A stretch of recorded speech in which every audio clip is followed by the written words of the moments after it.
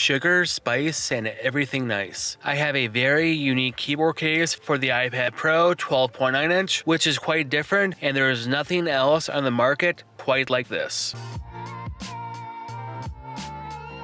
Hello and welcome back. It's V. Let's get started. Off Amazon, I picked up the MOKIBO Touchpad Fusion Bluetooth keyboard case for iPad Pro 12.9 inch for 4th, 5th, or 6th gen. This can be picked up off Amazon for around $139, link down below. A few weeks ago, I reviewed the original MOKIBO Bluetooth keyboard with a touchpad built in. It was a very unique product. I wish the keyboard was just bigger. Here, it's a full-size QWERTY keyboard. So the million-dollar question is the bigger one better? I will say it looks like the smart keyboard that Apple sells, but it is a little bit different. It does charge with USB Type-C, 2 hours for a full charge, and 60 hours of continuous usage. Like the first MOKIBO keyboard, the keys themselves are the trackpad. On the back of the box is a QR code, which will bring up the instruction manual. It is in Chinese, but you can translate it to English with Safari.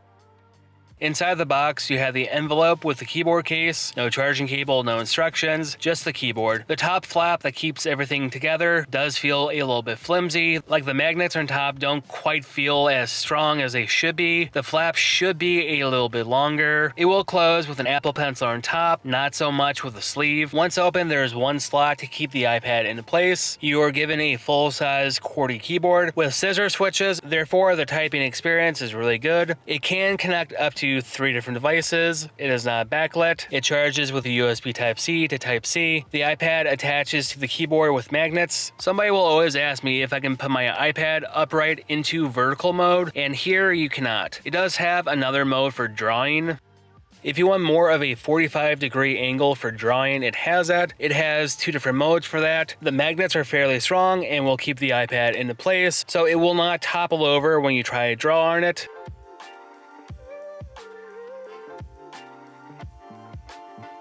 It does have auto wake and sleep, kind of. It is a little bit off though. The keyboard case is a little bit flimsy. It does have auto wake and sleep, but it's hard for the iPad to recognize the magnet in the corner sometimes. It has to touch the corner of the iPad in order to activate auto wake and sleep. Case is a little bit flimsy, but half the time the iPad will not recognize it. You do occasionally run into issues like this. Typically, I recommend always use the flap to keep it closed, just so the screen will turn off. Just to help preserve battery life, you'd really have to use it to really get it. It's really hard to explain. Like, if you are like me and you do like some good sci-fi dramas with a wonderful cast of characters which spans over a dozen books, X-Force by Craig Allison is a series to really check out. Pre-order now for book 16, which does drop in December. Right now with my promo code, you can get 2 free audiobooks, 30 days for free, and after the free trial, it's $14.95 a month. You can cancel at any time. Re-listening with Skippy and Joe is such a wild ride. This series is one worth checking out. This is a very unique keyboard case. The keyboard is the trackpad itself. A while ago, I reviewed the original MOKIBO keyboard. That thing was decent. It was a little bit cramped, but here you have a full-size QWERTY keyboard. The user experience here is better and worse at the same time. The trackpad on top of the keyboard works pretty good. You only get half of a trackpad though. You do not get all the native Apple gestures. You don't get pinch to zoom. You don't get multitasking. Think of it more of a trackpad from a foldable keyboard. You get some of the gestures, like the native ones. You don't get pinch to zoom. You don't get multitasking. Like what you get from the Magic Trackpad from Apple, you don't really get that here. Unlike the first MOKIBO keyboard, this one is a little bit different. On the original, the whole keyboard was the trackpad. Here it is the same, but it is a little bit different. The right side is always active. The left half is asleep. You just have to move around the keys on the left half to wake that half up, and then the whole keyboard will become the trackpad. It's weird how they have it. I think they really hate people who are left-handed. They should have kept the whole thing on the whole time. I'm not quite too sure why they have this. It seems like a bad choice here.